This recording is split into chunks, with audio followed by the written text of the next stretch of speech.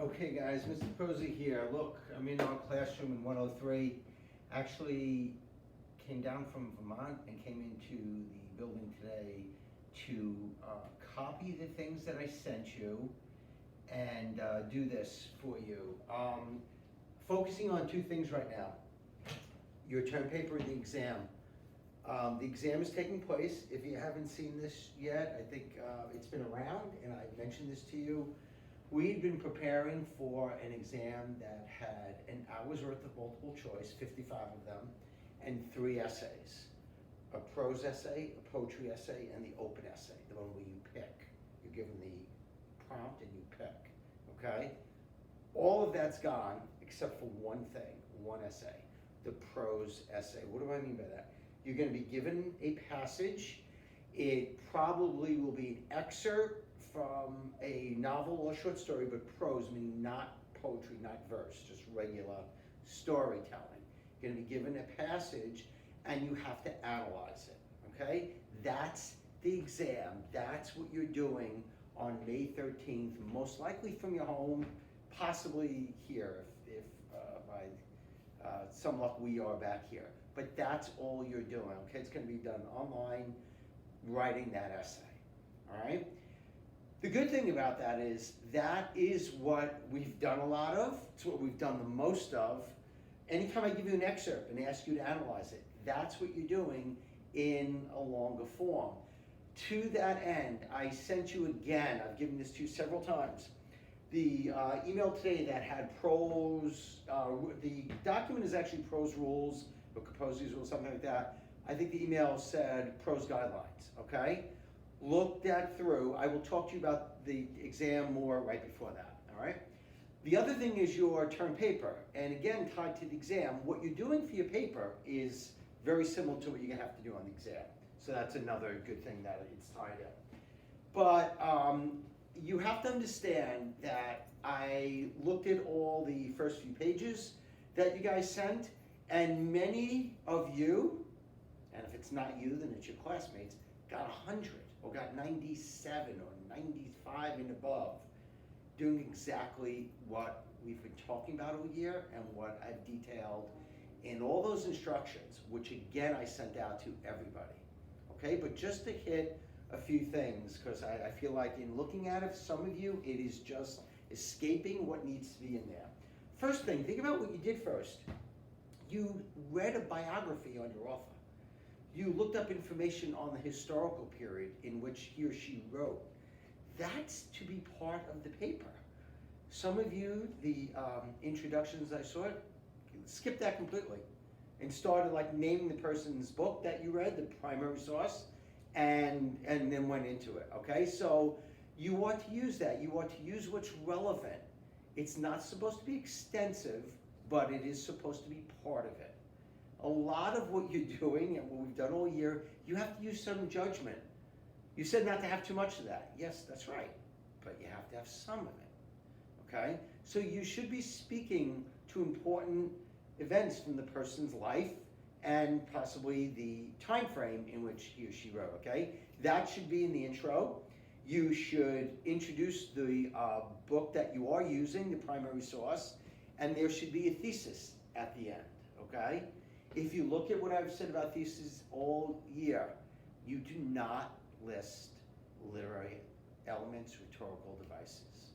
Through his use of no, that's old, that's not AP, okay?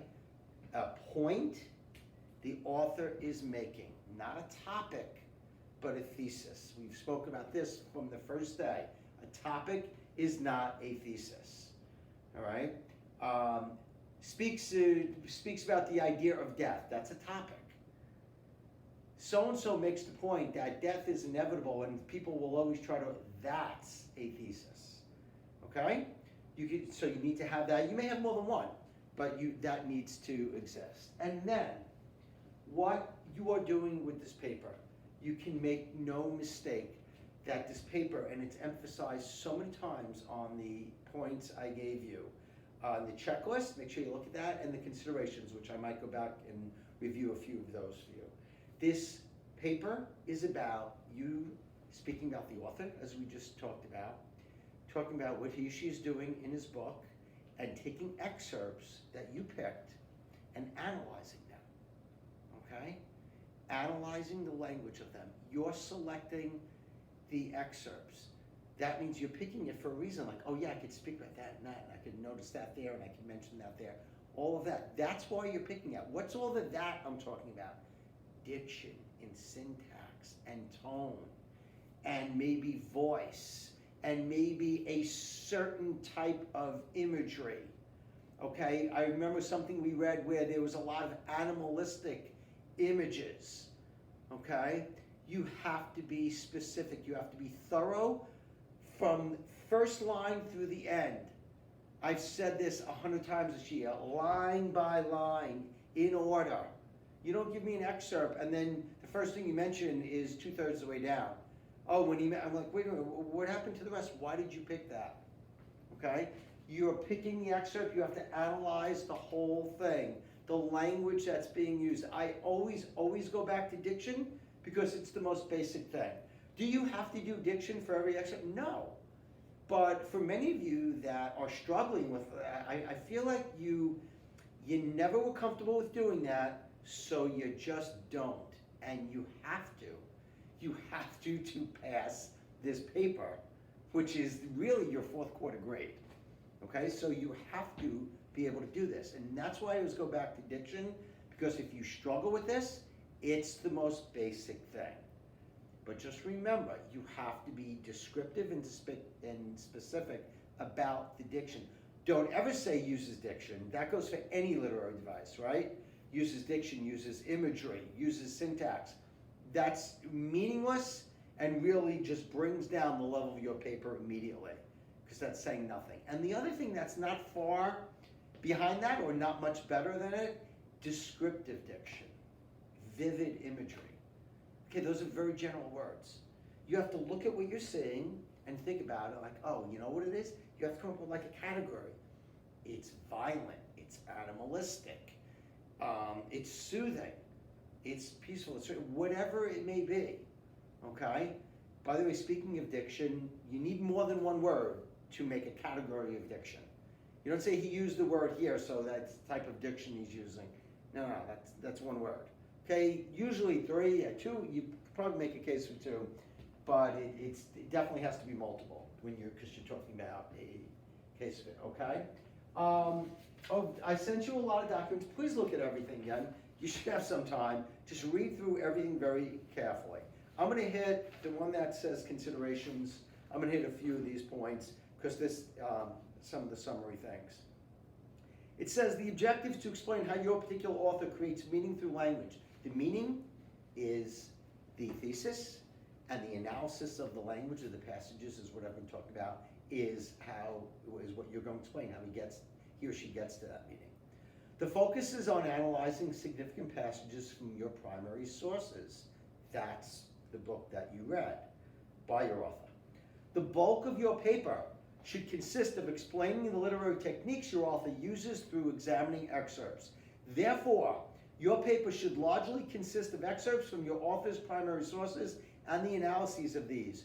You must work through each of your excerpts, line by line, word by word if possible, speaking to diction, syntax, tone, voice, etc. All the techniques and devices we looked at all year. Remember, be specific. Descriptive diction or vivid imagery is meaningless. Use adjectives that are specific and meaningful to the language and the point you are making. You must explain how the author's use of language creates meaning. That is, explain how the technique means something. You would not point out a metaphor without explaining what the use of it accomplishes. Critical analysis. Okay, all the research you did. Remember the sources you have to have. I have to see at least 7 used on the works cited page and used. One is the biography, another is the primary source, and then 5 are articles from the databases that are by literary critics that helped you analyze, okay? And that's vague, helped you, because that could really vary. You could have found specific things to language. You may have found things that just spoke about the author and you were able to connect them to points you were making, all right? Make sure you have all of those. make sure I could tell which databases they came from. And I'm gonna get to formatting a little bit after this. But you have to figure out where to use those. Guys, you have to cite. I don't know why I saw any papers, the first few pages, all the intro information, if you had it, and no citation. How can you do that? Okay, you have to cite. You have to cite. You have to use this information. I've said this many times, and I got a few of these, and it was very, very frustrating. You do not refer to the critics or the names of their articles in the text of your paper. You do not say, so-and-so, critic so-and-so wrote an article in which she, no, it's your paper. Use the information and just cite it, okay? I have that on here. Critical analysis you find is to support your analysis. It's your paper and your analysis. What you find by the critics is to support it. These analyses and critics are to supplement, not replace your work. That means absolutely do not say, according to the critic Harold Bloom, another critic says, no critic names or names of articles in the text of your paper, just cite the information, okay? Biographical historical information is used to put your author in context. It should be a brief portion of your introduction. One important consideration for the historical period information is how your author fits in. Is she typical or atypical? The annotated, we did that already. I mentioned coming from databases, the articles, okay, not websites. Okay, following the MLA format in every single aspect, in every minute detail is absolutely essential and 100% your responsibility. Gotta tell you the truth, guys, the comfort level that some people have, like, oh, I didn't know that. Oh, I didn't remember that. Okay, that's not a valid excuse. You have to, and if you don't remember, you have to look and check. And there can't be any like, oh, I was used to, oh, so-and-so used to tell us to. It doesn't matter. There's no point in discussing that or whatever. It has to be the way it has to be, and the way it has to be is MLA. You have to look at that, okay? And look at it very carefully. You want to ask me anything specifically, you're welcome to, but you have to do that. If I put any indications, by the way, you should definitely go through on Turnitin any of the comments that I made. Some of them are, you saw me type in, some of them are little, they look like little dialogue boxes you click on, and then there's a summary comments as well. Okay, you should check that. If there's anything you don't understand, you can ask. But this needs to be perfect. It's as simple as that. And really, the way we're going to be running out the rest of this year, I'm doing Macbeth for you. That's for you to look at, comment on, hopefully enjoy. As I said this, I think in the first video I did, anyone that wants to participate, please let me know. I'm glad to help you figure out what the scene is about, and if you want to do it, that'd be great. But there really isn't a lot required from you of that. I don't even know if I'll have you write something at the end. It's two things you're focusing on. This paper and the exam. Work on the paper, okay? When we get to a week or so before the exam, which is really just in a couple of weeks, I'll do more things with you with that, maybe make more videos for you, send you some things to look at, okay? And then we can go back to the paper, all right? And that's really it, all right? So you gotta get this right, okay? Some of you are corresponding with me, that's great. Please feel free to do that. And I really do hope to see you soon. I'm planning for that. We may not be back here. I would love to be wrong about that. I would love to be wrong. And if by the end of this month things turn around and we can be back here, I would love to see you guys before the end of your high school career. Anyway, I'll talk to you soon. Take care.